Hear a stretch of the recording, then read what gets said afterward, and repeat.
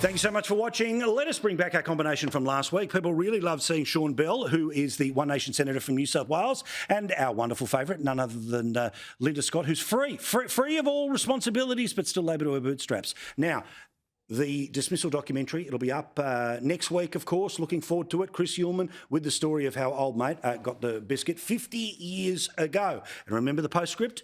2 further elections and the Australian people did not reverse the decision. Important to always know. All right, Newspoll today, unsurprisingly, majority of Australians have a problem with the concept of Big Australia and how fast we're going to be heading there. According to the poll, Newspoll, 64% of voters want fewer immigrants moving to Australia. Now, we know that there is a very significant number of people, particularly in the sort of Gen X and older millennial age, that are starting to embrace One Nation, and particularly when it surrounds this issue. But of course, Sean, if you dare say a word about it, if you mention this in the Senate, the tutting and the tutting can be heard all the way up and down the Hume. Paul, the Labor Party and the Greens, they like to call One Nation far right, but the reality is we're right so far. And as the polling shows, the Australian people agree with us. I like that. He's off to a good start. Second appearance, good luck. He's on it. Well, this is good. Keep going. Thanks, Paul. I mean, and look, but in all seriousness, this is a huge problem. The people of Australia are crying out for the Labor Party to listen to them, and the Labor Party are not listening to them. They're continuing to inflict these high rates of immigration onto Australia. It's driving people into homelessness. And it's driving housing prices right up. And the solution is very simple: end mass immigration. One Nation can say it, and the people hear us, and that's why we're doing so well in the polls. So presumably, Linda, the 64% would cover more than just the 15% that are there for One Nation, more than the 24% that will be there for the Libs, meaning potentially there's 1 or 2 Labor voters who also agree that we're in the wrong spot right now. Look, this is the issue with One Nation and the Coalition. They are all spin, but just no substance. Jobs and Skills Australia released a really significant report today looking at the skill matrix that we need for the future for Australia's economic prosperity and our productivity. And a key part of that is making sure we have enough skills in the country to do the jobs that our companies need.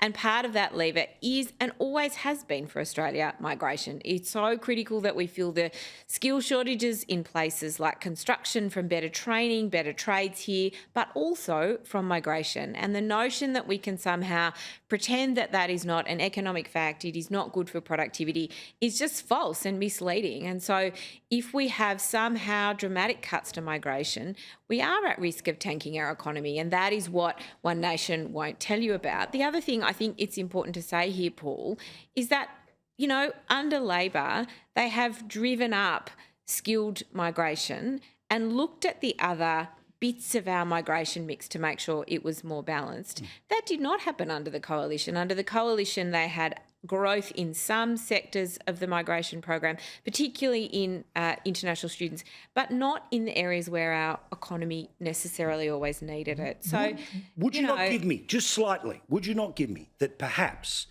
for want of a better term, the left of Australia, politics, intelligentsia, media, for decades has now said everyone must finish year 12 and fingers crossed as many people as possible go to university.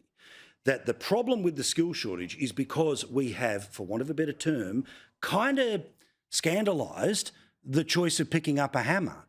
I mean, remember when, and again, I'm not suggesting you've got to sit here and defend Kim Beazley, right? But remember all that Education Australia? Remember when Julia Gillard again fought this, that built into the DNA of Labor governments or Labor oppositions has been go to uni, go to uni, go to uni, go to uni.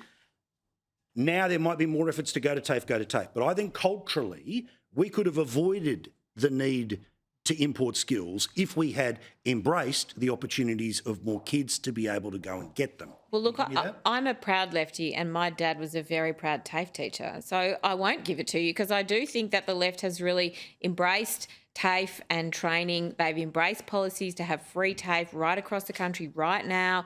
I keep encouraging James Ashby to go to TAFE. He won't listen to me. It'll be a good thing under this government and under their free TAFE policies.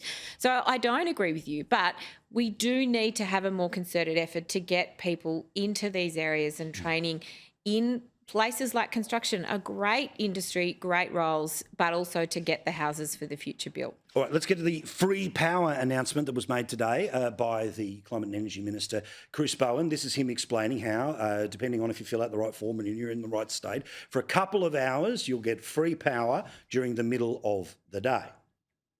What it means is that energy companies will be required to offer you, if you have a smart meter, 3 hours of free power in the middle of the day when we have so much solar energy in the system.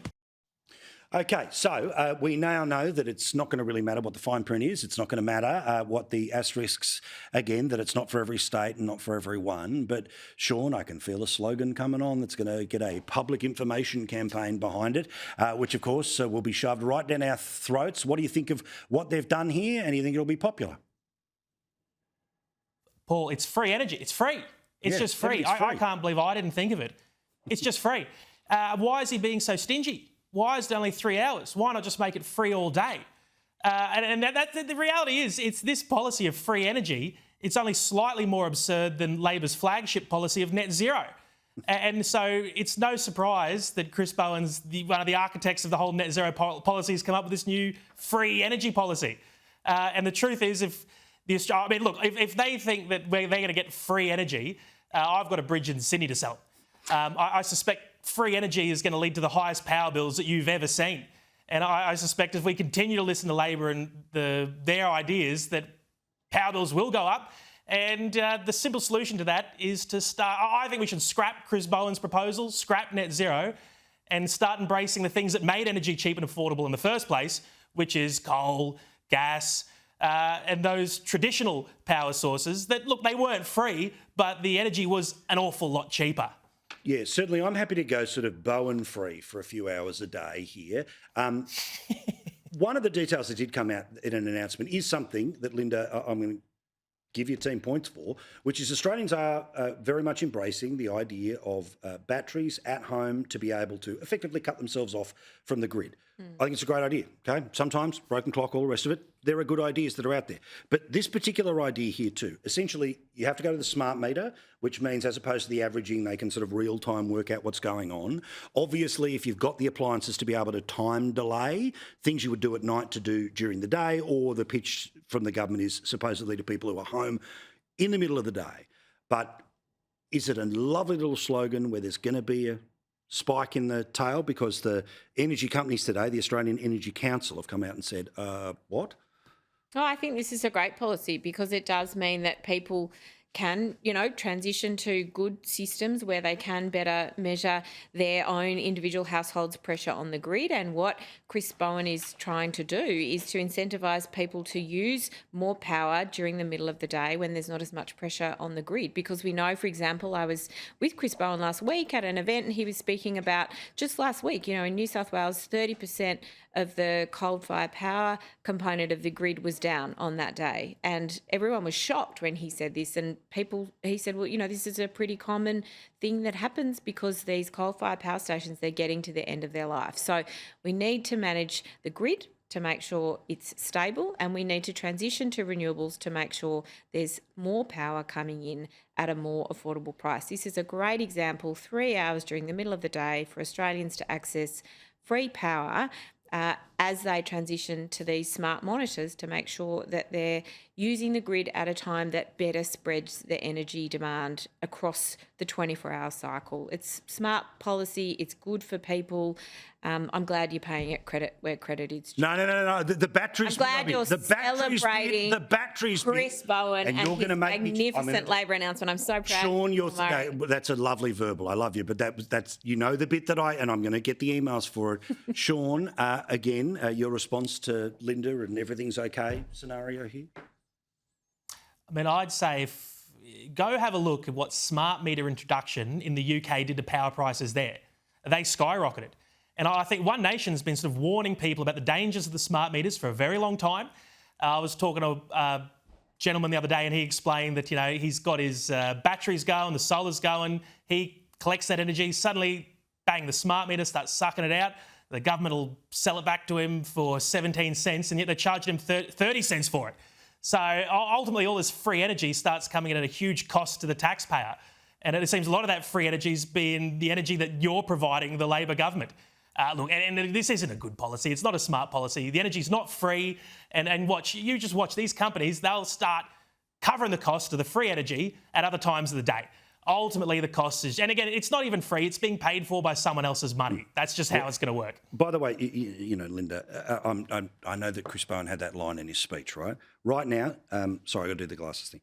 66% of the New South Wales energy market is coal. In the past 24 hours, it's 59%. In the past 3 months, it's 65%. So, yes, it might have gone off that little bit of bone. So many of those power stations are failing on a regular basis, because are becoming unreliable, and are Manhattan and others have blown holes in assets, right? Metaphorically.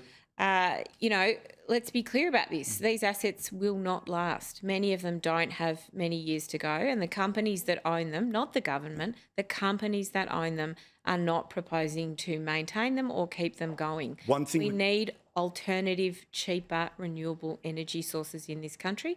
We need to get on and build them, and we need to ensure that companies are passing on those savings to people. Nigel Farage standing by next. The one thing we can all agree on, the longer I can keep the glasses off the face permanently, the better. It's not a great look on the telly, but alas, one must read.